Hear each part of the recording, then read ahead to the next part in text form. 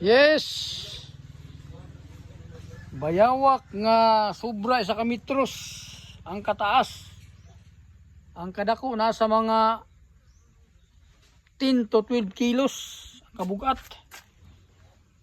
Gibugno sa tulo ka bug-iro, gitabangan. Kuha jud ako sa bayawak. Oy, sorry jud kay bayawak. Sa uman nga ang iro, parti man pawira. Usog man kay mga ayam. Aran taasa ra ba oh? Nasa 10 to 12 kilos nga bayawak or tawag ni naghalo. Arang kadako. Kaluoy yung tao nung saan man nasakpan man sa iro. Grabe po ni mga iro ay pati mga isuga. So, may mo, sorry kayo, sorry jud kayo, sorry kayo kayang iro parting pawira.